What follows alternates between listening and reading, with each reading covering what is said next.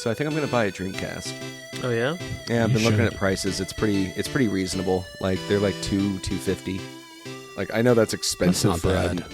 an old console, but it's such a good console. Like I just want to play like that old Spawn game and a few other things.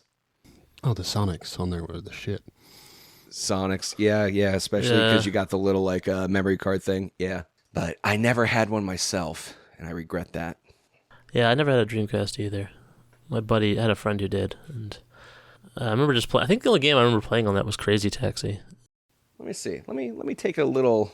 Ooh, Jet Set Radio's on it. Great game. Oh yeah. Skies of Arcadia. Loved that game.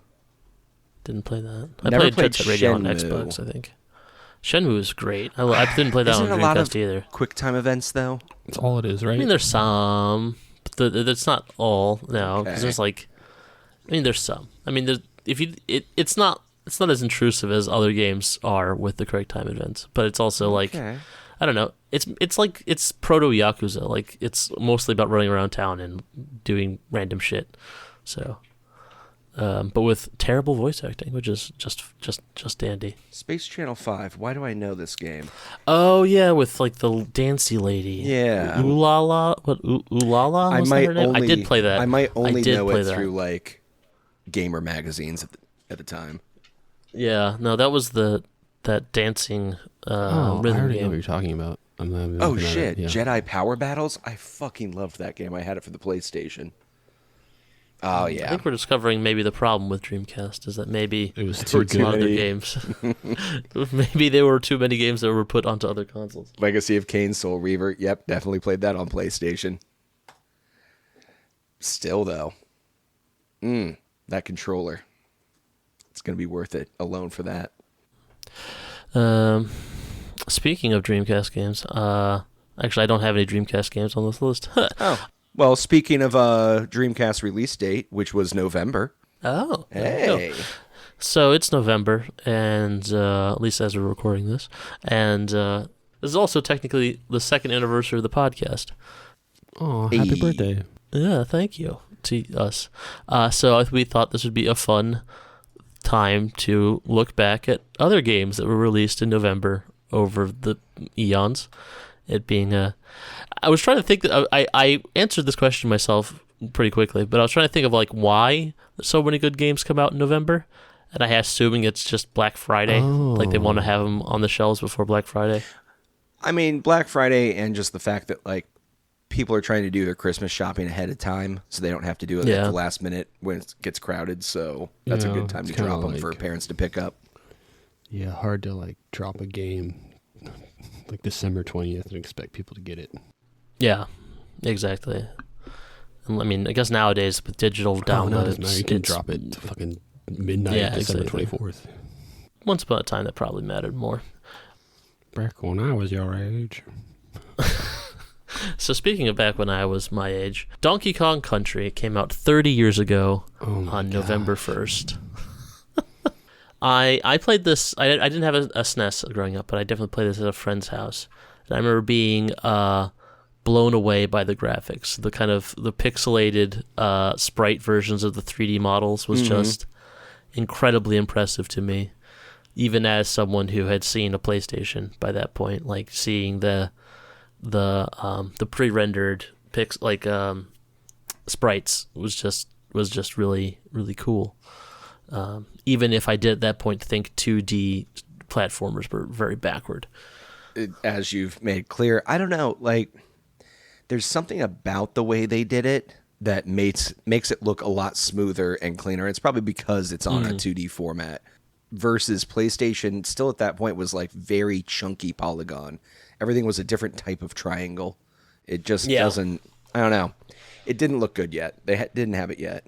So the other thing with Donkey Kong Country was, the other games around that time that had the pre-rendered graphics was, like Mortal Kombat was the other one I remember, and that looked terrible in comparison. Like maybe it's just this, like, the very stiff sprites, but like, Donkey Kong, obviously was much smoother, and the gameplay was obviously amazing. It still holds up really well. Still has Platform and coin collecting. yeah. Well, and that unique kind of like mechanic of like switching out between Donkey and Diddy, and having like the different power ups and the movements stuff. I don't know. It's a fun game. It's a great soundtrack as well. Are they making new Donkey Kongs? Or are they just like remastering them constantly nowadays? They made one, was Tropical Freeze, but that was that was on the Wii U, and then they remastered that for the Switch. So the Switch has been out for what, like almost a decade now? Damn near. It's like what, like 8 years, I think. That's crazy. Yeah. Any day now, we're gonna get that Switch 2 announcement. I'm telling you. I bet Arvid $20. It's next Christmas. Next Christmas, Yeah. like in the Like next 2025. month. Oh yeah, no, I think that it'll be before that, but Yeah. it'll definitely be. Might be a summer release. When did the last one release? Well, I remember when the last one released, it was like a really like it just kind of slid out, and then they didn't really have any games for it yet. Like it was just like, here's the Switch, and then they had like here's Breath of the Wild that we already released for Wii U. Yeah, exactly. And then everything else was just like weird party games and stuff showing off like there was one game you could play and it simulated it did a lot of weird mini games. Well, kind of. It had like a glass. It was supposed to had an ice cube in a glass, and you were supposed to like move it around, and like the rumble on the Switch would like Mario Party emulate the. No. I mean, I don't think it wasn't very well gamified. It was just like the idea was like you could shake the glass with ice in it. Kinda? Yeah, kind of. It was mostly just a tech demo. Oh. It was not a lot of games. Wow, this is a really weird list for a brand new console's launch titles. So it came out in March, on March 3rd, 2017. 1-2 Switch, which I think was just like a demo of That's like what I was the talking Switch about, controller yeah. games. Yep. Just Dance 2017. Okay. Breath of the Nickelodeon Wild. Kids' Choice Award winner, Just Dance Skylanders 2017. Imaginators. So they were still trying to do that whole NFC like little toy tie-in. Yeah. Super Bomberman R, which I don't know if that was an original for that. It did not do good in ratings, and it just was released for everything. So yeah. Ugh. Yeah. I Am Setsuna, a very depressing game. Mm-hmm. Good Yeah, I played RPG, that but on super Steam. depressing. Yeah. Yeah. Snipper Clips, never fucking heard of that thing. Snipper Clips, I remember everyone talking about it because it was like the only good thing like that wasn't Breath of the Wild that came out with the Switch, and so like all the tech reviewers were like, but Snipper Clips is actually an unplayed gem.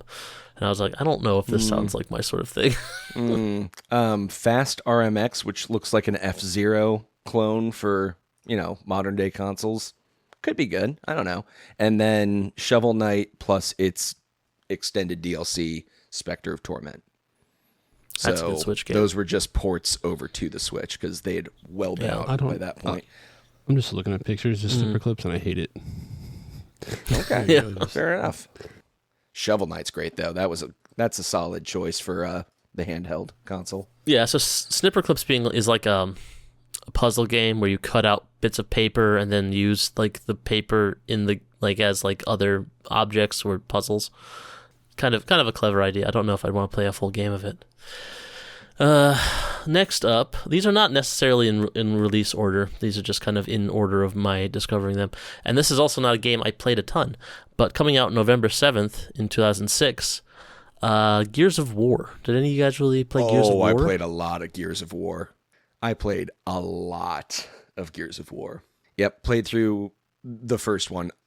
I think I finally fell off of Gears of War with the third one, but I remember like going to GameStop in the mall like every morning before I went off to college for the third one because I had pre-ordered the collector's edition in the metal box and it had like the art book and everything, and they're like, yeah, it hasn't come in yet. It came like 3 days late after launch, and they were starting to get mad at me for showing up. They're like, we will call you when it's in. And I was like, no, it's fine, I can keep coming back. Yeah, I played a shitload of that game. I still have to pick up my Mass Effect 3 from GameStop. I haven't picked that up. When did you order that? Before it came out. Okay. All right. I don't know if they're still holding on to that. I paid them like $20. Might be getting dusty in the back. So what appealed to you about Gears of War? I always thought it just looked kind of Like a grunge like Halo, right? dumb. Yeah, exactly. Yeah, like Halo that watched too much Orange County motorcycles, or whatever that show was. Sons of Anarchy? No, the reality show. I mean, yeah, Sons of God, Anarchy is probably a better forgot about Orange County motorcycles or whatever, Orange County choppers, whatever that thing was. Yeah, I actually watched a shit ton of that too at the time. So yeah, it might have been all kind of the same milieu, but no, it was the chainsaw assault rifle. Like the first scene I saw of someone like shoot, and then chainsaw into someone, I was like, this looks like a really fun combat game. It's different than Halo. They don't have the shield system. It just feels different. And I liked it. I liked like the whole darkness scene where like the weird alien bats would come and swarm you if you stayed in it too long. And the multiplayer was really fun because they do a lot of these corner tuck areas where you're trying to do these capture the flags, and then you could like pop out and chainsaw someone real quick. It just, I don't know. It had a good flow to it for the first one. Second and third ones, I do not remember anything of the story of them. They are not memorable. But that final boss on the train in the first one, oh my God, that was such a fun fight.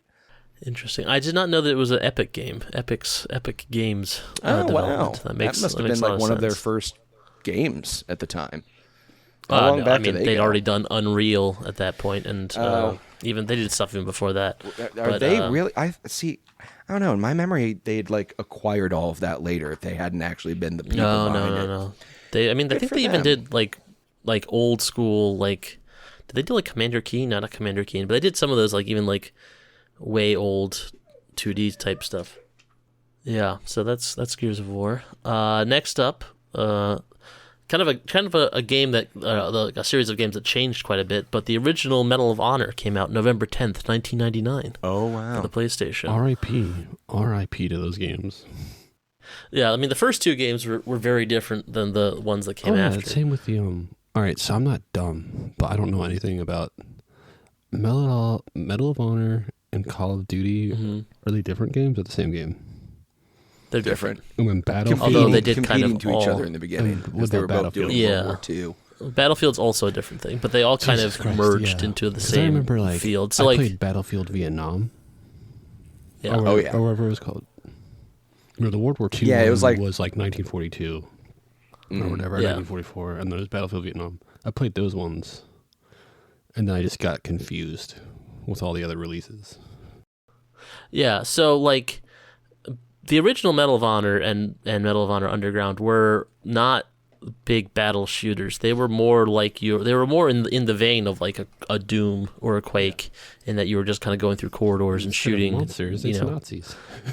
Yeah, like, well, Wolfenstein's offspring. It had some. It was a little bit more realistic than those games. It had like semi-realistic weapons. It was kind of more like a World War II action movie simulator than anything else. And then after the first Call of Duty kind of turned the game into like kind of the Medal of Honor started kind of copying Call of Duty, and it became much more like battlefields and trying to recreate like gamer moments, scenes from movies. Yeah, but to be fair, Marcus has a point, because I'm right now trying to remember. I think it's Medal of Honor, but like the Rising Sun game. Yeah. Was that I think Medal that was of the Honor, sequel or was that a Call of Duty? there was Medal of Honor. There's Medal of Honor Pacific Assault, and then the sequel was Rising Sun. Yes, Rising Sun was so fun. So yeah, Medal of Honor, kind of a genre. We talked about Underground, so I don't want to go too deep in on it. Yeah, I mean it's a genre I'd like to see more of. Just kind of stripped down, simpler shooters that aren't trying to do a bunch of stuff. On my little Game Boy emulator, I got I don't know, it's either Medal of Honor or Call of Duty or Battlefield, but it was like a Game Boy release, and it was like really like impossible to play. Yeah, it was like, I think Underground. I think it was Medal of Honor Underground. They released a Game Boy Advance version of it, and it's just not the same game at all, and it looks terrible. Yeah, I tried to play especially on a tiny screen. Yeah, exactly. Next up, this is kind of the big one, releasing in November 11th of 2011. What game could this be? I should say, Yeah, so Medal of Honor is 25 years old this month. Skyrim, being our next one, is now 13 years old. Now, I've been trying to, generally speaking, for this, I'm trying to exclusively stick to games that are 10 years old or more. What do you got there, Marcus? Is that a Switch version of Skyrim? PS3. It's a PS3. Is it red? I've never seen a red PS3 box. No, me neither. Is it a greatest hits or something for it? Yeah, it's like half Spanish. Interesting. As in, okay, so it's like a non-US release. No. You remember when the Dovahkiin has to learn some Spanish words to shout their powers? Dora the Dovahkiin. Or it might be French. I think that's French. Those are different languages. Well, yeah, I mean, it's still romance. It's got the 3 whatever DLCs. Oh yeah, nice. That's good. I mean, I've never played the DLCs before. I've had it for like a week. It's All pretty the cool. DLCs. I mean, I can't even remember which DLCs are which. So there's the vampire Yes. one, there's the Lovecraftian one, and then there's the Build Your Own House I didn't one. download the Build Your Own House one because I'm not. What's the Lovecraftian one? Yeah, I don't remember haven't started that. that one yet. It's where you go to the islands, and there's like the first dragonborn with the weird You masks. go to, was that Strotherheim? Is that the name of it? No, Solstheim. Solstheim. I'm sorry. Yeah. I'm sorry, people. No, I couldn't remember what it was called either. It took me a second. See, I just remember that one from, is that Morrowind Tribunal? That lets you go there? Or is that Blood Blood Moon. Moon? Yeah, Blood Moon. Yeah. Yeah, with the not werewolves. Mm-hmm. Not werewolves. They're bear guys with cooler names than aren't werewolves. Mm-hmm. So yeah, But yeah, I've played a lot of Skyrim, and I've talked I've a lot played a about lot it of on this podcast. Skyrim So. recently. I think.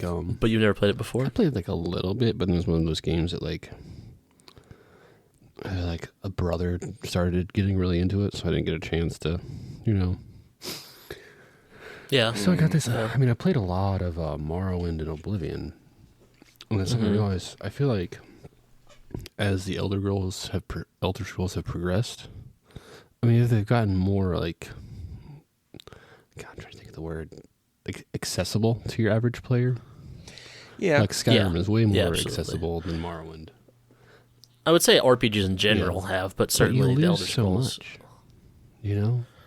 Yeah. I think Skyrim is like that perfect level there, where it was stripped down enough to be accessible to people who are maybe only casual role playing game fans, but at the same time was interesting enough to people who wanted to play with different mechanics and that sort of thing. Yeah. And But I can't wield a spear. no, well, that's all Elder Scrolls games. That's no. Morrowind, you could wear a spear, but Yeah. also you can have a beard, and you couldn't have a beard in Oblivion. So Dang. trade offs. Not if you're playing an Argonian. Oh, I guess they had that. Yeah, but They do have a also little bit of mounts. a You beard. didn't have mounts in Morrowind. And also, that is another thing that I Well, found yeah, but you had infuriating Silt about Morrowind Striders. was What do you need? Yeah, what do you need got your mounts El for when you have giant? Not El Salvadorian. Nope. nope, Satanine? Are you trying to say Satanine? no. I don't know what he was trying to say. I don't know. Salvador Dali. So, Yeah, you yes, Salvador yeah, Dali. Yes. the Yes. Dali very inspired Salvador month. Dali. Yeah, absolutely. El Salvador Dali. Yes. But one thing that drove me nuts about Morrowind was the single armor piece stuff, like having to have a left pauldron and a right pauldron and a left gauntlet and a right gauntlet. Yeah. It was just you That was always good, looked like an though. absolute clown show, no matter what. Exactly. Yeah. That's the reason you always played in first person mode, because if you ever zoomed out, you just looked like a space clown. Yeah, but it would let you kind of blend like the Maximize. bonuses of Elven sets or glass sets with Ebony sets and kind of. Well, no, it didn't give you any set bonuses. It just gave you the enchant bonus of whatever you picked up. No, I don't think so. there were set bonuses in Morrowind. Yeah. No, I mean there was one set that gave you a set bonus. I want to say, like the Imperial whatever set, like the one you got for finishing the entire Imperial chain. Oh. I think that one maybe gave you a set bonus, but generally speaking, I don't think they introduced that until. I don't even know if did they have that in Oblivion? No, well, it wasn't in Oblivion. They did, but it was only tied to skills. So I think same like with Skyrim. But yeah, I mean, one thing that gives me a smidgen of hope for the next Elder Scrolls game is that 13 years. Baldur's Gate 3. Yeah, Baldur's Gate 3 being so influential on the gaming space, and that's it's a slightly trimmed down version of the D&D, but other than that, it's basically just straight up D&D rules. Mm-hmm. I wonder if that'll convince larger companies that People like the nerd there is stuff. that there's a big market Wait, for video game harder nerds are nerd nerds? shit. Like you can get a Well, little yeah, of chonky course. with your mechanics, and we'll Yeah, be you okay can- with it. You can give them a character creation screen with some stats on it, and they won't just See, turn the that's game what I off. miss, because like in Skyrim, you basically don't have stats. No. I mean, You have skills, there's just yeah. some buffs. Yeah, there's some racial buffs, but other than that, I don't remember what game I was playing recently. It was like I think it was Koromon, like some Pokemon knockoff game. And I realized like the very first time I leveled up in it, it gave me stats to distribute myself. ReFantasio also has this kind of like system to it where you actually get to do your own stat distribution, albeit in that one, only a couple points and the rest are auto-allocated for you. But it made me kind of realize in the moment I had a little panic because I was like, I don't know how to distribute these stats. Right. Holy shit, I've forgotten this entire like skill that was every single RPG I grew up playing, and even like action games that would tie in these RPG stats that would let you distribute stat points. And we've moved so far away from that in so many games. right? I feel like World of Warcraft in the beginning, you could distribute stat points.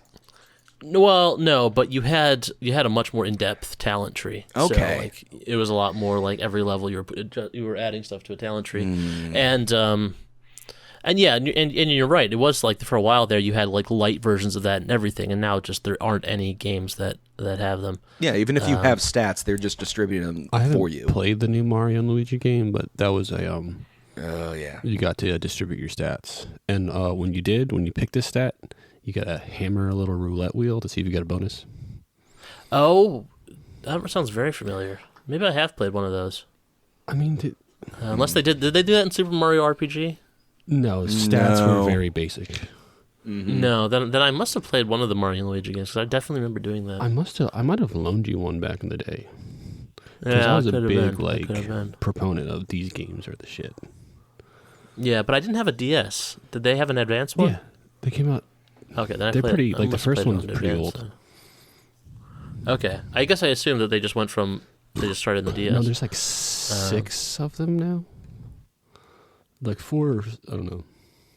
Oh, this is a bummer. I'm going to have to play Brothership just to give it an honest review, but it looks like it's getting review bombed pretty bad by people. I've heard opposite. I mean, the first review I heard was like it was pretty new. The guy said it was the only thing that sucked was the It seems like it's made for an more advanced system. That's Okay. what the guy was saying. Like it seems like it Like maybe they Struggles on it Switch had it struggles for hardware. Switch. just a little bit. Yeah. Maybe they were hoping it would be a Switch 2 thing, and Switch 2 is just not ready yet. Yeah, that certainly sounds right. I could see them trying to time a Switch 2 release with like a Mario game coming out for it. Well, they have to. That makes sense. I mean, speaking of hardware limitations, I wouldn't mind seeing re-releases of Tears of the Kingdom and Breath of the Wild on a Switch just 2. came See out, what that. Well, Breath of the Wild came out over 7-8 years And ago. Tears of the Kingdom came out.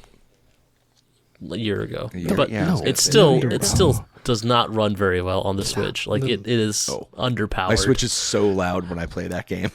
Ideally, they'd just give it to me for free for already owning it, but we'll see if that ever happens. So these are two games, but they're both from the same series, and they both came out in November. There are some other series that did this, but I'm not going to talk about them because they're just less interesting. But Metal Gear Solid 2 and Metal Gear Solid 3 both came out in November. Metal Gear Solid 2 came out 23 years ago, and Metal Gear Solid 3 came out 20 years ago. But the one thing I remember about these games is how, like, in the West, they were kind of treated as, like, serious action games at the time of the release. There was, this was something that existed a long time, like, alongside, like, other action games. But, like, the way they're looked at now is very different. Like, if these were movies, like, we'd be putting them in, like, the Criterion Collection nowadays. Whereas when they came out, they were kind of just, like, summer blockbusters, which is, I don't know how many other games that have kind of switched like that in their reception. Well, I think it depended on whether or not you played Metal Gear Solid. You know? What? The like first the one PS. first? Yeah. Yeah. I did not. Yeah. I feel like that was really like a lot. I don't know if like that was a big hit. I know I played it. I mean, I remember playing it, and I also remember everyone kinda talking about it, and it remember won a bunch of... none of my friends having any idea what I was talking about when I would describe it. I mean, I certainly played it. Obviously, I don't I've know. been hanging out with you when Metal Gear No, Solid that's came true. out. Yeah. It was MGS2 was definitely the first entry point for a lot me of into people, the I think, series. yeah. And it was the first game too that had like an opening title sequence like a movie. And I remember that like really making me rethink like what the fuck is this that I'm about to play? And just everything about it was so different than any other game I'd played. Like it hooked me immediately. I went back eventually and played like MGS, and I've even gone back further and played like the original Metal Gear and everything, like which is a totally different experience. Nothing to do with but those games. Yeah. Nothing to do with it. But Although they do try and tie in that lore, every once in a while they'll be that like was Big Boss. they'll mention some thing from Metal Gear, like the Zanzibar. original Metal Gear, and you're like, yeah, it's like, okay. But yeah, those games, I mean, especially the in MGS2, the switch over with Raiden and all of that. I mean, Oh yeah, MGS3's camo system, like the That different was sick. camouflages you could, all of it was, MGS became like this game series that I knew as every game is going to be a little bit different than the other. It's going to be this experimental features that you've never seen in another game before. And I think that's kind of where Phantom Limb started to like... Phantom Pain. Phantom Pain. I'm sorry. And then I was like, wait, is it Phantom Liberty? No, that's the Phantom Limb is Cyberpunk the guy from DLC. Venture Bros, right? Yeah, The Phantom Limb. is the- Oh, God, what a great character. But yeah, that's kind of where it started to move away. And I was like, oh, this is kind of just like every other action game I've played outside of like that weird parachute deploy system you could use. Well, I think that's the problem with 5, and it's that it's like it gets to the weird and it gets to like the subversion part of it, because they all tend to do that, where they like 75% of the way they start subverting their own premise. But with it takes so long to get to that in 5 because it's such a big open world game.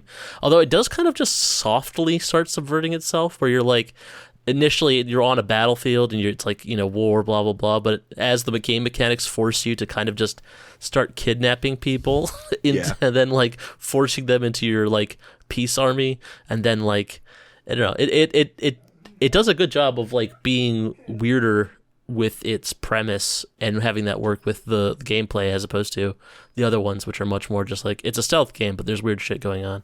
I guess so. It just feels like the most safe of all of them as far as like new mechanic features go.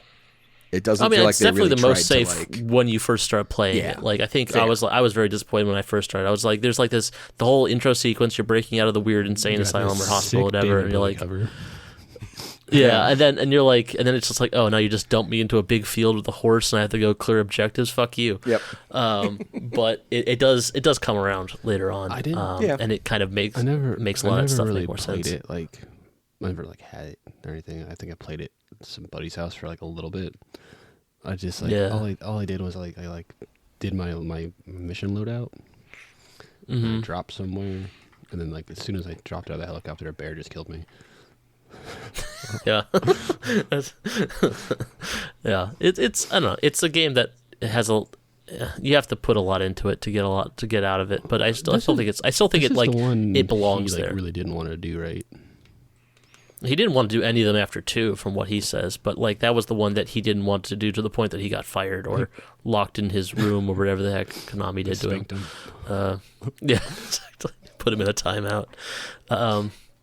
I will say with 2 and 3, like the thing I remember most with 2 was that switch to Raiden and like not seeing that happen. Like it was like I had there's nothing about the game. Like there was some magazines, but generally speaking, they were always like a month behind what was actually out. And I just playing through Raiden, expecting like, okay, when do we go back to being Snake? When do we go back to being a Snake? And it's like, oh, we don't. We're just, this is the game. And then with Metal Gear Solid 3, like I The very had start watched. of it, yeah. Yeah, Yeah, exactly. No, but I had watched like a friend of mine play a lot of it, and he was just like, well, you can't kill anyone in this one. Like, you shouldn't kill it. And I didn't explain why. So I was like, okay. And then when I finally got it and I played through it, and then I was like, oh, it was a fun game, And then later on, someone explained to me there's like the scene where you have to walk through the dead fields, and it shows you all the dead people you've killed to the game. And I just never, I mean, like, it was just like a little bit of a scene for me because I had been going full non-lethal up until that point. I mean, a lot of those games, when they give the option of lethal versus non-lethal, like the Deus Ex games too, like, I'm going non-lethal. What? Yeah, although that one's hard. Deus like, Ex especially unless you're like putting all your points into talking or whatever you call that. And do that speech. Like specifically, there's one bit in is it Human Revolution? Not the most recent one, but the one before that. Human Revolution, then, yeah, because Mankind Divided is the most recent. Yeah, in Human Revolution, there's a scene where you have to save the helicopter pilot after she crashes, and there's like a bunch of guys between there, and it takes so long to stealth. She'll die. Stealth nonsense. Yeah, it's so like it took me like half a day to do that mission. You have to memorize like every efficient, fast way to do all the takedowns. Yeah, exactly. Yeah.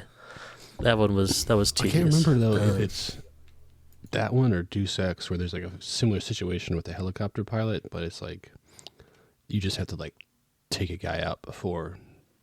That's in Mankind Divided. I think it's the very first mission right at the end. Yeah. You have to sabotage the thing. You have you sabotage it. You have to knock someone out. Mankind Divided. I think this might have been that one's Deus good. Ex. Okay. Oh, maybe. I've never played the very first one. You're gonna have to get a lot of mods. Yeah, I imagine. I mean, right now, just since we're talking about Skyrim, it's one of those games where, like, the moment someone brings it up, I'm like, well, now I have to play it again. So I've already started that download in the background. Always amazed at how small the file size is. But I know I'm going to have to get, like, 100 gigs of mods. Warhammer. That's what I'm going with right now.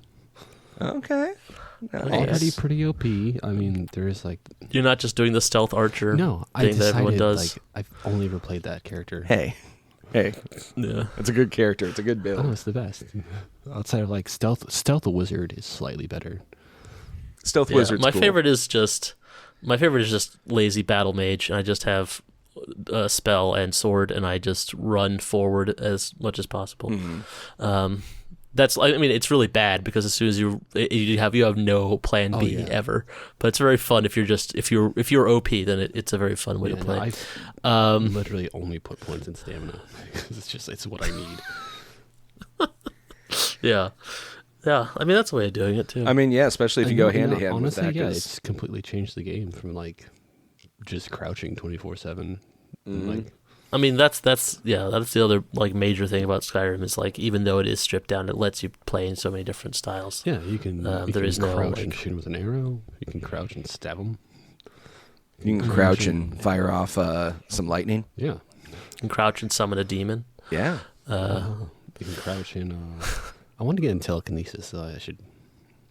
But I don't know. That one never worked. I wish that one worked well. It's fun, but it never works like you want. No, the control scheme is trash. I bet someone's made a mod to make it feel better. I don't know. There's only so much you can do with that physics engine. I thought it was. Oh, I was gonna say I thought it was pretty decent in Oblivion. The physics engine or telekinesis? Well, wasn't it in Oblivion? It was just like you could basically pick up the item from afar and stuff. It wasn't them trying to actually let you move it around too much. Well, you could pick it up and bring it to yourself, and you can pick also, it. Like, but it too. It was I mean, it could have just been like. I remember like using it as like a distracting tool when I was like stealthing around places because I could like pick up a bucket and like chuck it the opposite direction of where I'm going, and because it's telekinesis, it doesn't register as you touching it.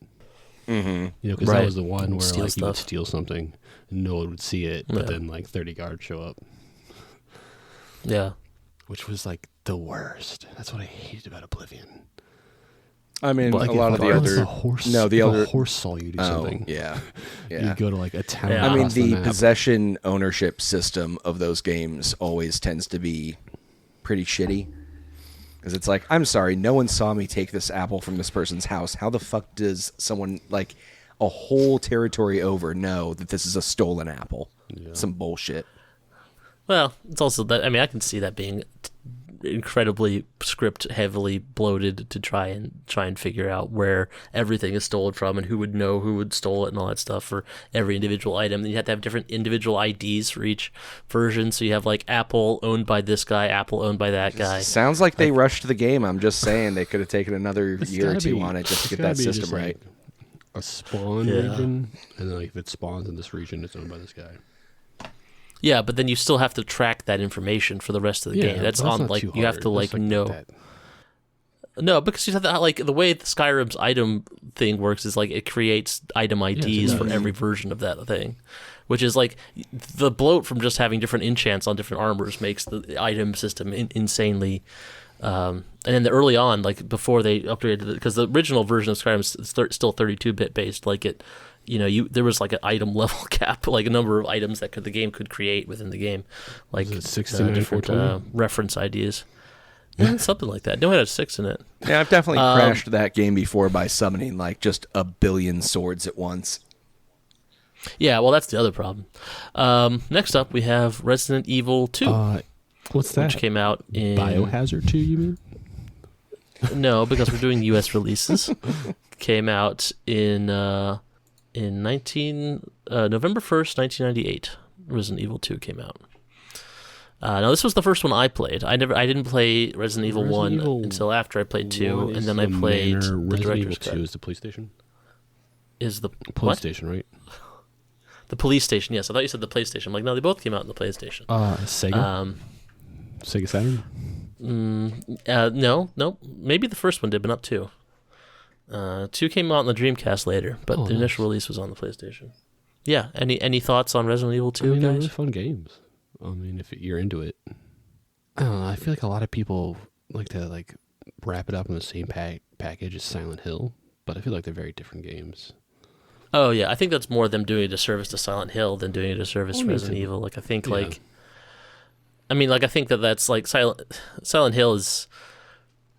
I think it gets marked. I wonder what the perception is different. If the perception is different in Japan, it's because like they definitely probably understand that they're completely different games over there.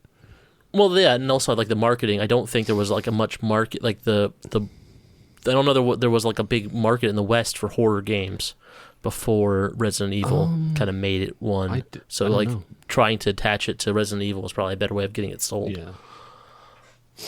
No, I definitely. But they're not dissimilar either. They both have the same DNA, really. Sort of. I feel like Resident Evil is more of a puzzle-based.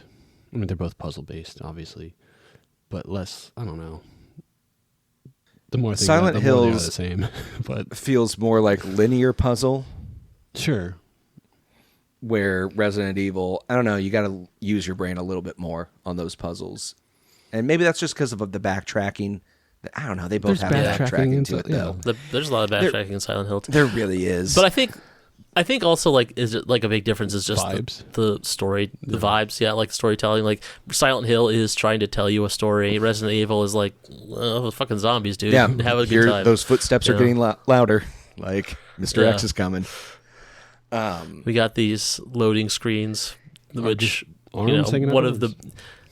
Yeah, I mean, like between like that. That's the other thing. Resident Evil, like when I think of like the original PlayStation ones, was like them using the hardware limitations to like not just to like.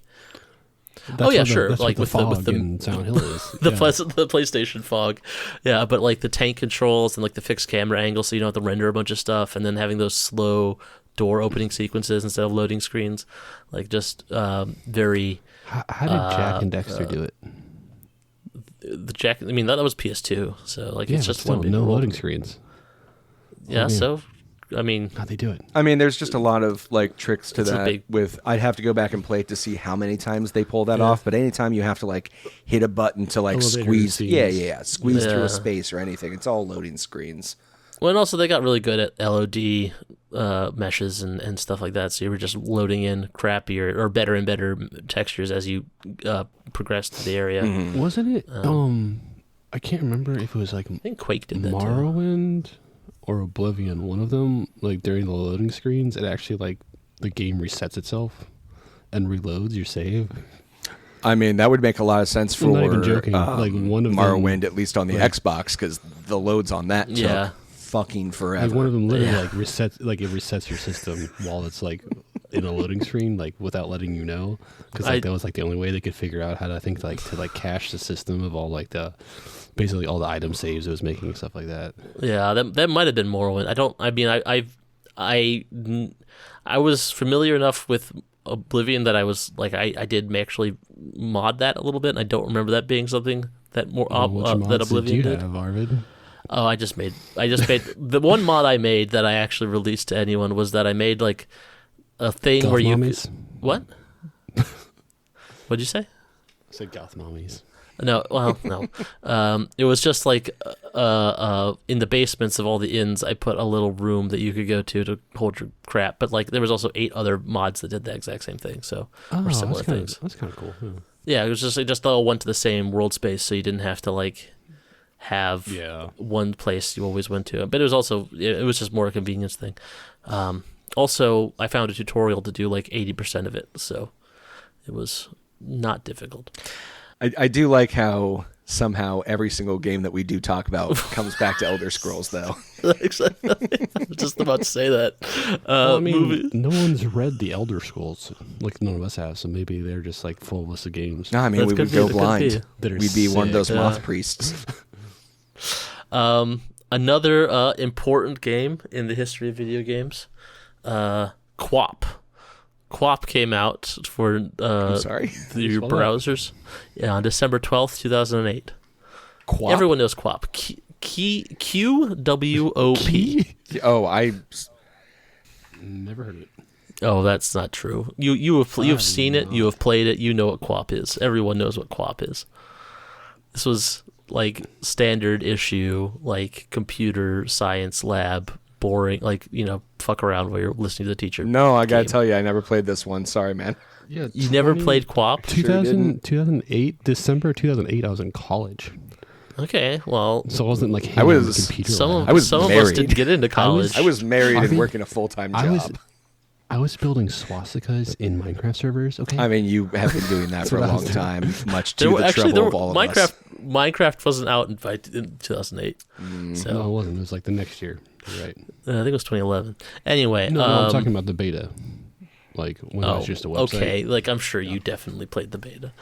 Of Minecraft? Mm-hmm. Yes. I played it like crazy because I would just build rainbow swastikas. 2009 also. Came out in 2009. Oh, okay. Minecraft 2009. Okay. We'll do Anyway, an anniversary for 5 years at some point. 5 years? Do we want to? Do you want to play QWOP real quick so you can experience it? I'm I'm already too far away from doing my it. keyboard. But you guys can give me the blow by blow. What do Okay. you do? It looks like you run track. Yeah, but you have to press. Oh, I fell immediately. Each part of your Oh. leg is controlled by a different Oh. key. So you have to. So this is like- not the only game like that. No, but this is the original game like that. Okay. This was like It's the like first. Octodad and Yeah, but like, this makes Octodad look like Super Mario Renee versus, Sunshine. like, wait, was that supposed to be a diss? Because like a lot of people talk shit about Super Mario Sunshine. Oh, I love Super Mario Sunshine. Okay. I think it's great. Who talks shit about Super Mario Sunshine? A lot of people. People don't have happiness in their lives. Have you met the people that review video Hey, games? on 2.5 meters. That's the That's furthest I got. Not bad. 25. 2.5. I've never gotten, 2.5. Oh, yeah, I was gonna say. Anyway, so QWOP, Okay. a flash game where you have to do the very simple task of moving forward, although it is not nearly that simple. Thankfully, preserved in post-flash format. I don't know what format it is, but you can go to. Did you ever play? Was it Insanity Drive? I've never heard of that. I mean, there's a lot of Flash games I didn't play because mostly I was playing like Celebrity Slugfest or the one where you were archers shooting at each other. Or Neopets. Never got into Neopets. I had my Tamagotchi. What do I need? Like, I had Pokemon and Tamagotchi. What do I need Neopets for? That's very fair. So next up, we have a big one. World of Warcraft came out on November 23rd, 2004. Oh, what's that? Turning 20 in 4 days. I've never heard of it. It's a video game. Was it popular? Have you heard of this? Have you heard of this? Yeah, I mean it's a game that is a good game to play. I mean, I don't know. I liked it. I like it. I play it often still. I was playing it yesterday. Really? My first memory of World of Warcraft was my computer science teacher in high school. I do not remember that guy's name, but he was married to the German teacher. He got me to play it. He was like, I'm not going to say I'm going to give everyone like a better grade if they play this, but like I'm building a guild and I want people to play. And I was like, you know what? I like MMOs. I play EverQuest Online Adventures on my PlayStation 2. Let me try this new game out. And I mean, wow, what an upgrade from that MMO. But I played with him, and all I remember is that I made some joke, and then he responded back, tee hee hee, and I got so wigged out, I started avoiding him on that game as much as I could. I was like, yeah, I don't ever want to hear a grown man say those words ever. Yeah, I remember. Actually, I had a teacher who also he played beta, and he showed everyone. I'd only played Warcraft at that point. I should mention Warcraft also technically turned 30. Oh, what's that? Because the original Warcraft game. Oh wow. But he showed it. He was showing like it was like I was after school doing something. He was like just playing it on the projector in the science lab, and it was like, and I was like, man, this looks like shit. Like, the same high school we all went to? No, this was back in Michigan. This was before I moved down to Virginia. And it was it didn't look nearly as fun as it ended up being, obviously, because he must have been early in the beta, because it looked like textureless monsters, just awful looking game. Do you remember the pseudo beta they had for it on Warcraft? I think 3. They had like a pseudo. There was like a little campaign where rather than having an army. Oh yeah, but just that's a single the hero. Rexar thing. I never saw that as like them That kind testing of out. was like a pseudo. No, Wow. I don't think I never thought of it that way. I mean, Single I guess you could character doing retcon it quests. being I mean, like that's a like- proof of concept, but I don't know if Yeah. it was intentional at the time. Yeah, I mean that's like saying like the Ewok sequences in Return of the Jedi are like a soft pilot for the movies. Well, I don't think that. I think they're just. I guarantee that when they were making me World they're of not. Warcraft, they were using that campaign as reference material for how to set things up as far as like the skill bars and everything went. I mean they. I mean I'm not saying there wasn't like it's the same studio making. But both I don't games, think so when they obviously were they're gonna be developing knowledge, that but- campaign, they were going, after this, we're going to turn this version of it into an MMO. Oh, Yeah. no. Right. In fact, I think World of Warcraft development started before Warcraft 3's development. I think they were working. They'd actually started World of Warcraft's development. Well, beforehand, that's interesting. if I'm not mistaken, Well, because no, I believe it because the hype was.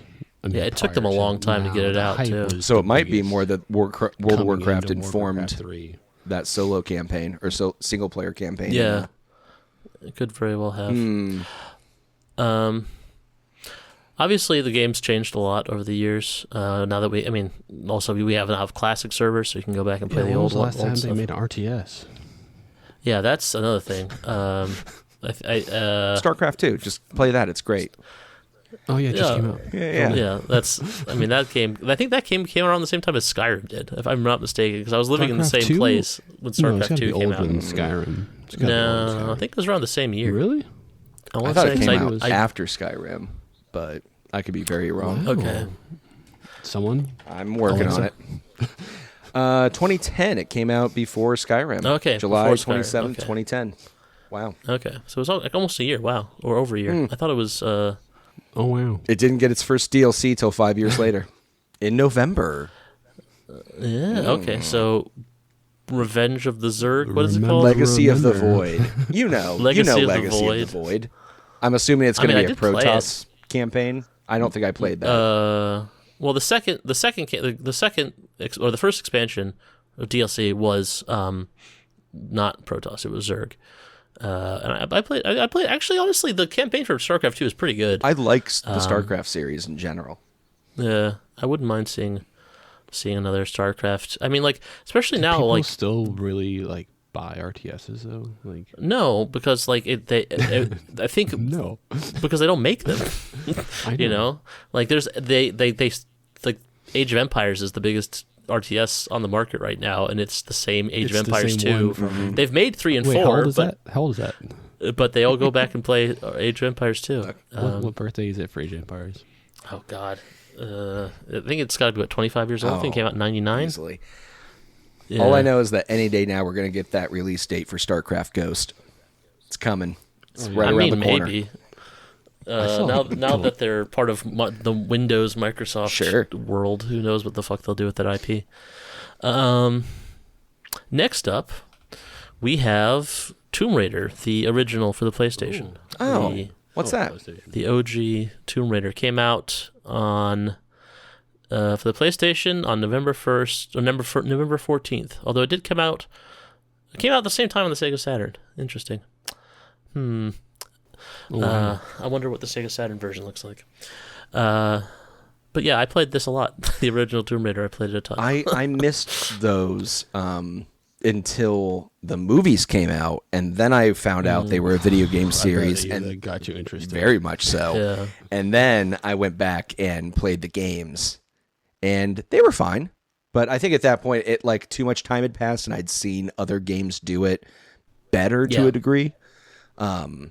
I need to go back and get the anniversary edition where you can move between more modern graphic version and the original and actually play it in its entirety. Yeah, I really liked the first Tomb Raider. I mean, I remember watching my mother play it. That was one of the games she would play, and then try and play it myself. And then I would get stuck at spots and I had a neighbor who lived downstairs we were friends, but half the time I just asked him over to help me with levels that were too hard for me. And then one time my mom was playing and she couldn't get past one of the end game bosses. And she was like, Arthur, get your friend from downstairs to come up here and do this boss for me. Nice. Anytime I get a chance to brag about it, I was the friend that people would bring over their Ocarina of Time copy for the Water Temple. I was the only one that just had it down. And honestly, it was just I had worked on it so long, it was fresh in my mind for myself. So then my friend was like, well, can you get me past this part? Because it was that midway point where you have to get the next set of drains to get them in order. Yeah. And I was like, yeah, sure. And then the next person wanted it, and it was still fresh in my mind. And they thought I was some puzzle wizard. And it's just no, I've just been now doing it 3 or 4 times in a row for 2 weeks. So I just have it down. It's just the Water Temple. I think I could do it still to this day. I did it so much. Oh, dude, I can still the very first Pokemon. I can go through the cave, no flash. Oh, yeah. Me too. I don't know, it's been so long, but I feel like I could. Why go through the cave no flash? Because we can. Okay. Because it's there. I don't need to see. Okay, next game. Obviously, a lot of Tomb Raiders. I guess before we go to the next game, there's been a lot of Tomb Raiders games. It's changed a lot over the years, and I have to say, after Tomb Raider 4, I haven't really clicked with any of them. The PlayStation 2 ones are okay, that Legend and Underground, but other than that, I haven't liked the most recent reboot. I really like those. I'm surprised you don't. They're just a more lived-in world, Uncharted / Metroidvania. Yeah, I think my problem is just I don't like the characterization. They kind of they turned Lara Croft into I don't know. She seems all vulnerable and whiny and stuff, and I don't like that. And also the first one had way too much. There's too much crafting and too much whining, and I just. I don't remember the whining as much as the first one just being her origin story. And my main problem with it was when she gets her first kill, and it's this very emotional scene for her. After that, she's just a stone cold killer.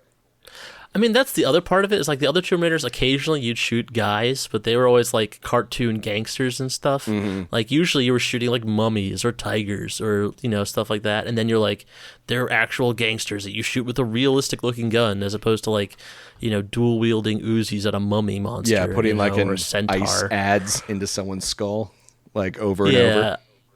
Yeah, exactly. And also that was the third time they did the Lara Croft's origin story at that point, and I was just I do like the I'll just play Uncharted. I do like the reboot movie.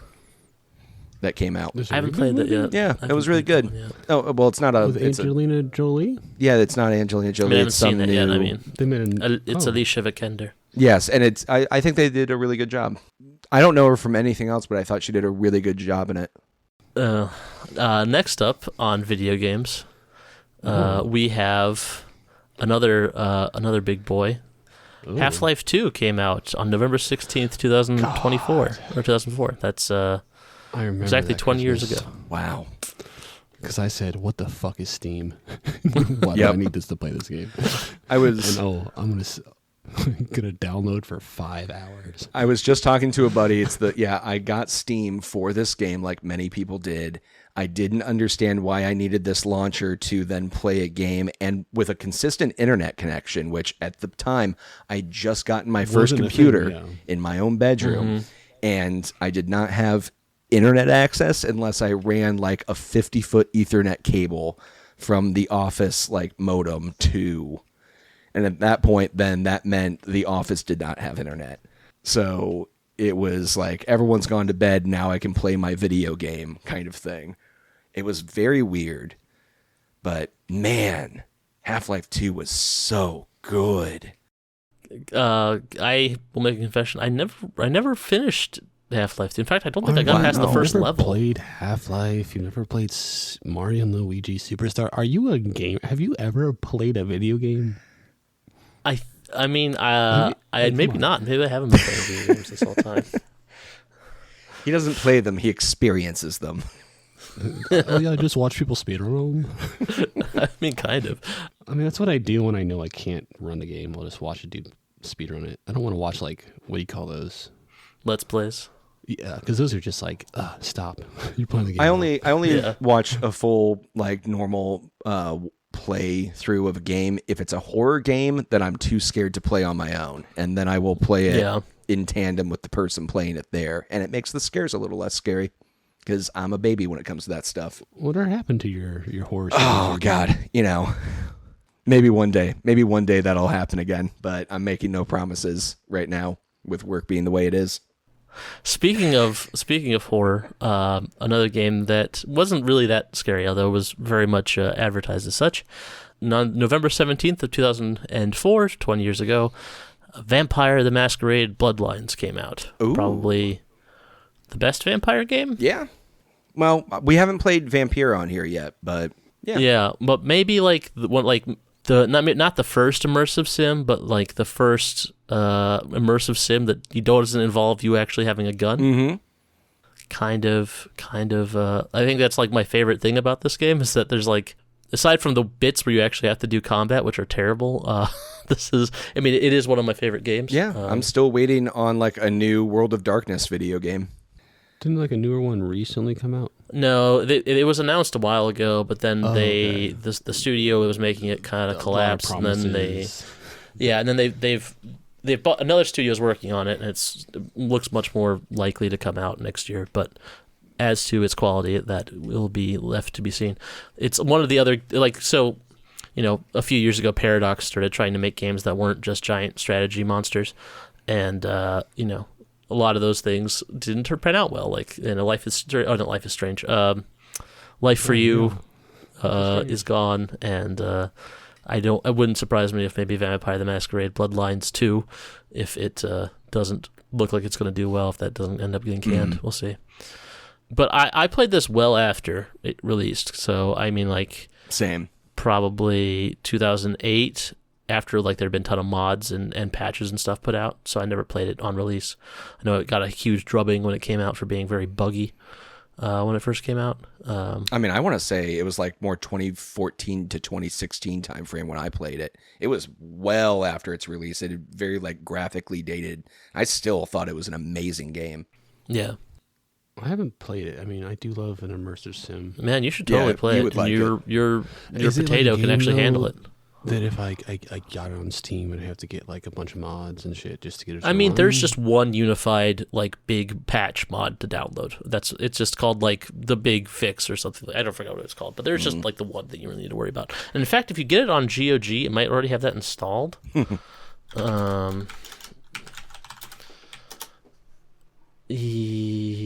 me see here. Yes, it contains mature content. You had me at mature content. Yeah, I think it's already patched if you get the GOG version. So, and it's definitely worth playing at some point. But then there's also like another big patch that I would recommend someone playing if they want to play this nowadays is to get the there's like a cut content patch, like a cutting room floor type thing where they restore and stuff like that. Yeah, which I mean, those things aren't always necessarily great. Like, but the Masquerade hyphen Bloodlines has a pretty good cut content patch. As does Coder 2, which is unrelated to this. I've heard about that. I have heard about the cut because it's the droid. It's the bot factory, planet. The bot factory, and there's something else, right? The gangster. There's some more gangster stuff on Narshada. Yeah, that thing. Like, I've dropped a lot of hours into Coder 2, and yeah. I mean, I was surprised at how well it fits in. Like, it doesn't even necessarily feel. It's like it feels like I took a different dialogue path than I normally do. I'm like, I haven't seen this bit. You know, it's not very not invasive. It doesn't feel weird. Like a lot of times you have cutting room. Like it's just like with Skyrim DLCs or stuff where like a guy just runs up to you and like, hey. Yeah, exactly. Yeah, it doesn't do that.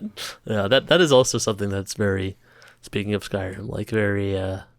It's one of those things that we accept nowadays, but like, or we accepted then, but I don't think nowadays, if like Starfield had that happen, I imagine there'd be. I mean, maybe it did with it. I haven't actually played the expansion for Starfield, but nowadays I think we'd be like, why is this how you're doing this? This is dumb. Just some random guy. Here's your letter. Yeah. Yeah. Well, it's like Dragon Age Origins. Like everyone looks at that game with like rose tinted glasses, but I remember, originally playing that, there was a guy who was always at your camp selling you the DLC if you didn't have it. Oh, like there was just a guy standing there, and if you talk to him, he'd be like, "I have another venture for you, but you have to buy the DLC." Or he'd say something in the universe, and then it would link you to like the store page. Very, very cool. Love that. Did you play the new Dragon Age yet? I haven't. I haven't had the time for it, unfortunately. I want to. Have you seen the latest Jacob Geller? I have not. No. You shouldn't watch it then.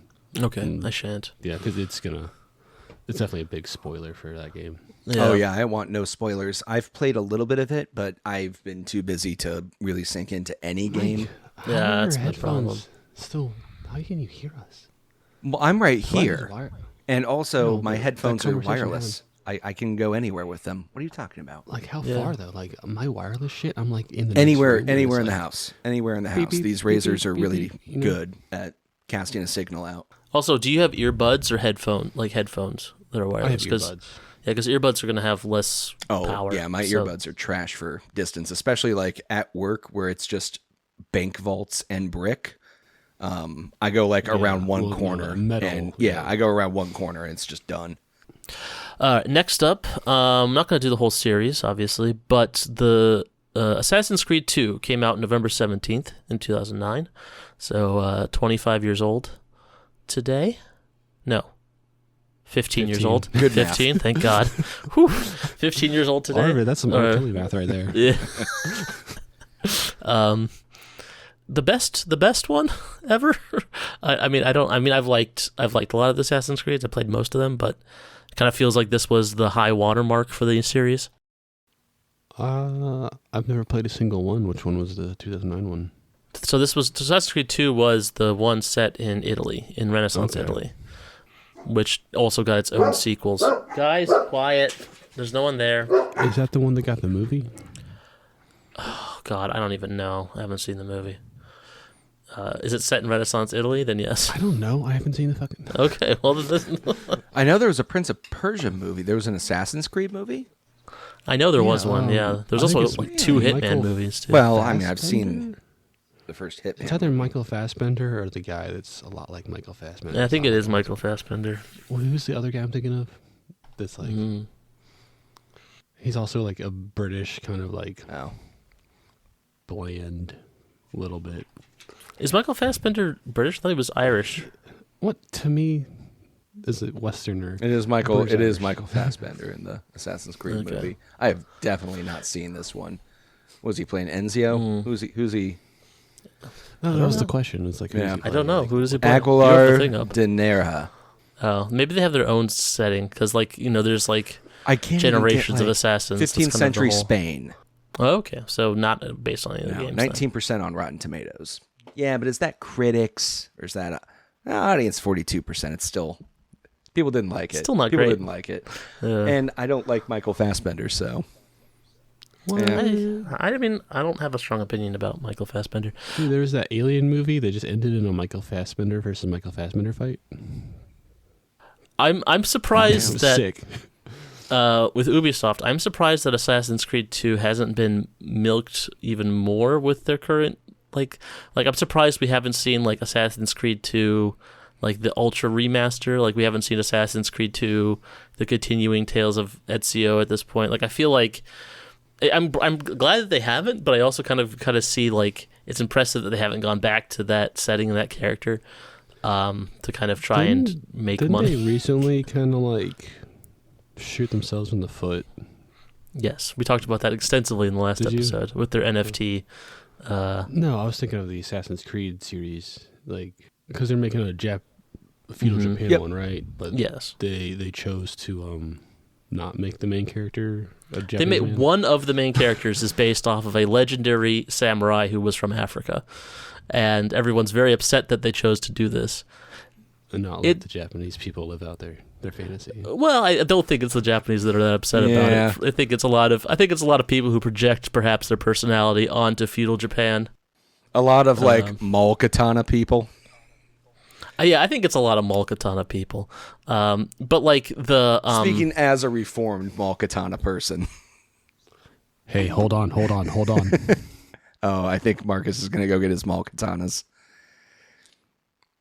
Just the wakizashi. It's going to be a little too big for. Oh yeah. yeah, that's a sword. Yep.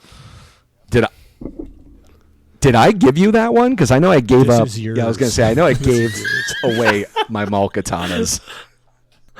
Oh yes. All right. But yes, this is Mike's katana that I've had for. It's one of many katanas that I had. I think I got this when I was in high school. Yeah, Like, I probably. don't think you didn't give it to me. I think you gave it to my brother, I might have given it to That your makes brother more first. sense. Yeah. and he was just like, "Here you go, buddy." Yeah. Your brother Was that the used one to we actually destroyed come over that and hang out. guitar Blade. with? Maybe. I mean, it's the only katana I've ever had. So Yeah, there was at some point we had like like you had like a cheap Walmart guitar you had smashed, and you wanted to see if you could cut through it with your katana. And then when we made a mess in the living room. Right, two more, and then Unreal Tournament came out gotta on be old. November 22nd, 1999, so 25 years ago. Probably the first online shooter I ever played, and still probably my favorite online shooter I've ever played. Just the energy and the speed and the like variety of weapon types and the variety of maps. Like it just feels like this is another game that like was a high watermark, and like we haven't gotten back to that since then. Just like just the different variety of like game type mode. Like, yeah, I don't know. There's a game that's come close to the way I felt about the first Unreal Tournament. Just Team Fortress. Team Fortress kind of got there, but it still was like you had like required roles. Like you needed a heavy, you needed a medic. Like you only really had like a few maps. Unreal Tournament, you had like tons and tons of maps, and like anything from like literally launching a nuclear weapon to like shooting buzzsaw blades out of your gun to ricochet laser grenades to sniper. Like it just had so many fun different guns. It's like if they put like Ratchet and Clank guns in a shooter. Just a ton of fun. Neither of you guys ever played that? I did back in the day. It was probably one of the last like deathmatch arena shooters I ever played. I don't know. After a while, like I just got worse at video games like that, and so I kind of accepted that these are no longer for me. But that one was still very fun. Yeah, that was definitely Overwatch for me, where I was kind of like, I'm not this person anymore. Did either of you ever play the Jedi Outcast like online stuff. Yeah. Yeah. Well, I never played it online, but I've definitely Well, like seen. the battle Yep, royales. where you actually would fight in like your different stances, your different strikes from like the way you would move your mouse. You'd and have, like, I loved that. 10 on 10 like Jedi battles. I really Yeah. want to see that come back, and I hope like one of the new Jedi franchise games brings back that style of lightsaber fight. They kind of have with stances now, but it's not as in depth with like the directional movement as it used to be. I don't like it's so like the problem with like the. I mean, I would love that just from like looking at like a spectacle standpoint, but like I think the parlance of online games nowadays is to have a very low skill floor, and I feel like that is a game that has a very high skill floor. Like they all like like not necessarily to be great, because obviously you still need to, but like a game like StarCraft, like RTS is like a big thing when you see the like changes they make nowadays. It's always like get new people playing it to make it like simpler on like the entry level, and like I don't know that having that many stances you have to memorize and all that would be something that like a company with as much money as it would require to get a Star Wars license is going to risk by trying to be interesting enough to do that. I mean, you could always cheese it and just do lightsaber throws like over and over again if you had no skill. No. That takes skill. Because the real thing you want to do is you want to do the throw, run by, and then pull it back on the way behind. back. Yeah, that's the real skill. God, I missed that game. Yeah, I think our one hope would be like a smaller developer going back and making like not Star Wars, but like light sword battle royale kind of a thing, and The Rebel Moon. Yeah. I can't believe I watched this. Oh God. Well, we can talk about it on another one because I also have started watching them, and I started with the director's edition. I'm sorry. So the very first one was over 3.5 hours, and I have a lot of thoughts, but we can talk about that elsewhere. All right. Speaking of RTSs, we'll just do the last thing I have on this list. Okay. Wait, Army Men RTS? No. Although I forgot about the Army Men series. Weird. That's so weird. They've made like 100 of those things over like 2 years, and then they disappeared. Oh, yeah. But no, Command and Conquer Red Alert came out November 22nd, 1996. I know that. That was like my first RTS, I think, Yeah. and then I Who went was back your and played nation? it. What was your nation? What was your preferred nation? I think I generally what? played the Soviets more Yeah, I think I did too. because they had You could just produce infantry, yeah. no. I actually because I wanted the mammoth tank. Tela. I always just wanted to build mammoth tanks. Like I was like one of the RTS people who like plays where it's like no attacking for 30 minutes and then you just build up as much Wall as of Jericho possible. or and then- whatever the rule would be. Yeah, exactly. Although, like on water maps, playing as the Allies let you get battleships, which were also really really fun. But yeah, that was generally my thought process: was get mammoth tanks and get a bunch of them, and also you get the cool FMVs with the Soviets too. You do. Tim Curry. That was Red Alert 3. Was that 3? I think. Yeah. All right. So that's all I have for the retrospective section. But I do have a quiz if we want to jump into that, or do we want to take a break? Oh, man. Better not be on the material just covered. No, it is not. Good, because I was not taking notes. Yeah, no, we can. So I found, going through all these lists, we'll try to find games that came out in November of previous years. I've been finding a lot of other games that came out in November. Some of them with some interesting titles. So what I've got here is the game, and I'm going to tell you the name of the game, the year it released, and a description of the game. And you have to tell me what type of game it is. Like what genre, what do you do in the game. Does that make sense?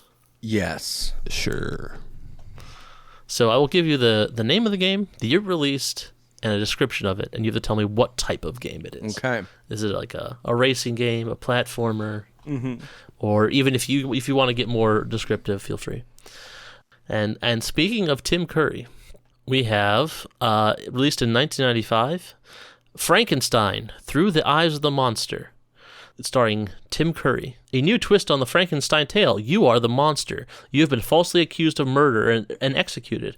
However, the scientist has found a way to bring you back to life. You wake up in his laboratory. Your goal is to find out exactly what happened to you and what role Frankenstein played in your resurrection. I'm going to say it's a point-and-click adventure with like maybe some light dialogue, like audio. But How about full FMV? But yeah, it's a point-and-click adventure. You were right. Next game, released on November 11th, 2002 for the PlayStation 2, Dr. Muto. Burnital Industries is causing an energy crisis on planet Midway. In a desperate attempt to rectify the situation, the mayor reluctantly asks the mad scientist Dr. Muto to use his machine to save the planet.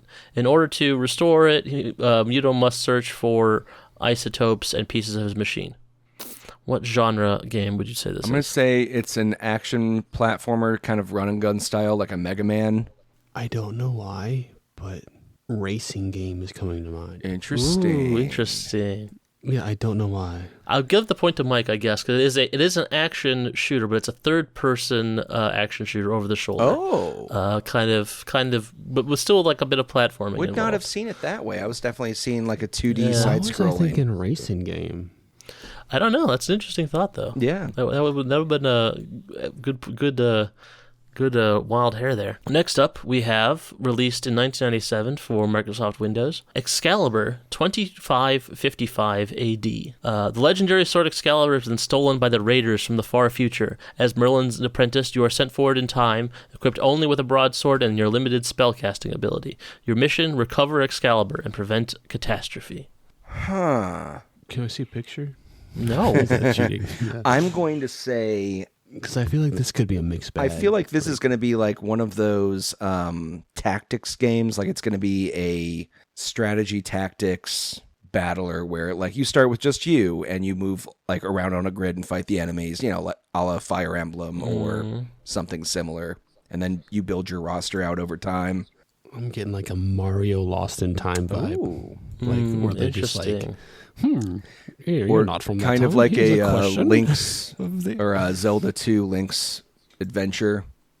Kind of like magic system, fighting, light RPG.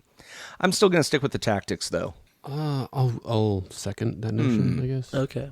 It's actually more of a Tomb Raider clone, but with more swords and less jumping. Yeah. So like a dungeon crawler. Yeah, a bit, but 3D. Okay. And yeah. Next up, we have released on November 7th, 2006, Left Behind: Eternal Forces. Oh boy. Is Kirk Cameron making an appearance in this game? Based upon the Left Behind book series created by Tim LaHaye and Jerry Jenkins, join the battle of good versus evil, leading tribulation forces or the global community peacekeepers, and discover where all the people went. Yeah, when my sister was part of like that Quiverful movement Christian cult group in the Northwest, they gave me the entire youth version of these books. Which were still pretty horrific, and the implications of them were just terrifying, and I think it helped me move away from Christianity. I will point out this game was released for free for the first 100,000 customers who called their 1-800-Jesus. Yeah, pretty much. What was the year it came out again? 2006. A little too early before the Telltale series of games, but I really feel like this would have been... Telltale. Yeah. I feel like this would be a very narrative-driven game. I don't... For sure, yeah. I don't see it being like a 3D adventure game. Mm-hmm. Marcus, you have any thoughts? Honestly, I don't know. Because there is like this Jesus game I'm thinking of. But I feel like... I don't think Jesus, while he is credited as one of the creators of the game, actually he's credited as the creator of the game, specifically God the Father, God the Son, God the Holy Spirit, Jesus Christ, parentheses, our Lord and Savior. I don't think he appears in He's the just game. lead dev. Okay, yeah, because exactly. there was a game, I can't remember. I didn't know Jesus could code. It popped up, but there's a game where you play Jesus. Yeah, the Bible, was it Jesus the Bible story or whatever, where you run around? That. Yeah, that's like what my brain went to. Is it like a Stardew Valley? Castlevania game? Because that does sound fun. Is it like a Stardew Valley? Oh, that's not as fun. It's like no, a farm that would be actually a good idea, but no, it is not. Mike, what do you got? I think it's still kind of going to be a narrative-driven game. I don't know if it's going to be just scene by scene with like a multiple choice response answer, but I don't see it being action-y or adventure-y in any way. How about an RTS? What? How about an RTS? The Left Behind the RTS? What is it, trying to like rally up your Christian army against the demons? Pretty much. You are like, I guess, like you're virtuous people who weren't raptured, but you're there to fight the army of Satan. That's there or whatever. But as far as I can tell from the screenshots, it's just guys shooting at guys. It's like The Stand. Yeah. Looks pretty terrible. Okay, next up. Yeah, it does look bad. Next up, we have released on November 4th, 2010 for PC Windows, Gourmania 2, Great Expectations. Point out that Gourmania is spelled G-O-U-R, as in gourmet. No, as in gourmet. G-O-U-R-M. I'll give you the description. After losing her job, Candy visits her old uncle seeking his support and advice. The old man invites her to reform herself. As she starts to rebuild the abandoned cafe, new opportunities become available, attracting enemies and obstacles. That was a throw off at the end. Yeah. Because at first I thought it was just going to be like one of those little like happy music, serve your customers tea and crumpets, and there's like enemies. I mean, it still could kind of be like strange horticulture in the front, Stardew Valley cave sequence combat in the back, kind of like cozy life sim with a little bit of combat. Mm-hmm. What do you think, Marcus? I'm gonna agree. Okay, it's a hidden object game. Hidden object, finding the hidden object, clicky thing. Okay. What are the enemies? I honestly have no idea. It just looks like... Are you telling me you didn't play all of these to vet them for your quiz? I did not, although I do kind of want to play this one after seeing it. It's got like a very fun, cursed vibe to it. Next up, we have Phantom Crash, which released in 2002 for the Xbox. In the year 2025, Tokyo changed. Due to air pollution, all the people moved to New Tokyo, and the old Tokyo was deserted.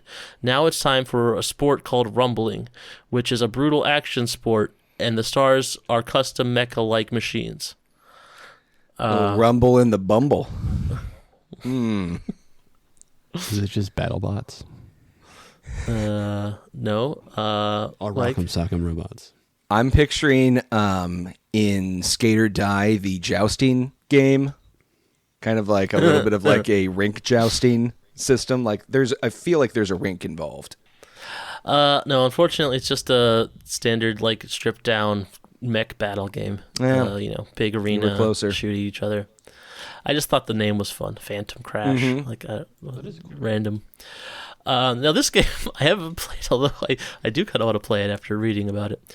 This came out in 2005 for the PlayStation 2. It's titled Trapped, T-R-A-P-T. The description is thus. The player takes control of Princess Allura, horrified by the sudden murder of her father, the King of Fronenberg, and worse, being framed for his murder. She must flee her pursuers and take refuge in a forbidden castle, known through rumors to be the place only known as the evil fiend was imprisoned. That's really all that's useful in that description. Is this some sort of Dishonored? I will give you a hint that there is the title Trapped is a bit of a hint. An escape room like game? Maybe? It could be. I was gonna go like just purely off the castle and the like dark one. Trapped in it, that it could be like a Castlevania style game, but I think you might be a little closer with like an escape room thing where it's going to be like a mystery adventure escape room. I will say this one has been pretty hard because it's not a genre of game I've ever really seen before, but it's a survival horror / Bomberman game. Whoa. Where you have to like set traps for monsters, but also like it's a survival horror thing. Okay. Kind of an interesting vibe to it. It doesn't have very good reviews, and there's a lot of panty shots for a video game that is not about panties. In 2005, the graphic technology was getting a lot better to do more gratuity like that. I guess. I could buy a used copy for $100 on eBay, so hard to find. You can open the case up. Something going on there. Yeah. All right, just two more. Next one we have releasing November of 2023 for the PlayStation 2. Jim Henson's Muppet Party Cruise. Survival horror. 3 for the PlayStation 2? 2003, sorry, for the PlayStation 2. Okay, sorry. Yeah. I can't give you a description for this game because the description would give it away if the title hasn't already. Muppet Party Cruise. Mm-hmm. Is it just kind of like a Mario Party style? I'm going to assume it's a party game, like it's a bunch of mini games. Yeah, it's Mario Party, but with Muppets Muppet and on a Party, boat. please. Okay. Yeah. Okay. I had never heard of it. Kind of looks kind of fun. I don't know. I might, try and pretty cool. find that. Yeah. Yeah. Yeah. I like mini game things. Not- I've been keeping an eye on that new Mario Party. You don't see enough Muppets in video games either. Yeah. All right, and last, coming out in 1997 for the Sega Saturn and the PlayStation, Courier Crisis. Courier? Yeah, I pedal around a virtual city in this 3D city in Courier Crisis. Oh, it's gonna be like a time trial, like crazy taxi game where you have to like deliver packages and like get from A to B. You got it. You got it in one. Exactly. It is a Crazy Taxi clone, But on a bicycle. but on a bicycle. Yep. A lot of like ramps and stuff, I'm sure. For some of these screenshots, it looks like it has like a bit of a road rash element, so you can kind of hit people as well. Ah, But yeah, kind of a cool one. All right, so that was the quiz. nice. I think Marcus technically won that one. Because I got one right. Well, you both got. There was a couple that you both got right, and then there was one that you got right without Mike's help. Congratulations. Yeah. I think it's the Congratulations. first time someone's won a quiz in like a year. yeah. Yeah, exactly. Hey, anniversaries. Yeah. Yeah. So, thanks for listening to the podcast. Hey, thanks. This was kind of a weird one, I know, but we'll be back to something a bit more normal next week. Anniversaries. Yeah. Anniversaries. Yeah, and thanks Happy for birthday, listening. Jesus. Nah, that's next month. Next month is our Happy is- birthday, Turkey Cornucopia. Mm-hmm. Yeah. Happy birthday, Manifest Destiny. Ooh. All right. So yeah, thanks again, and see you next week. Yeah. Bye. Bye. Buenas noches.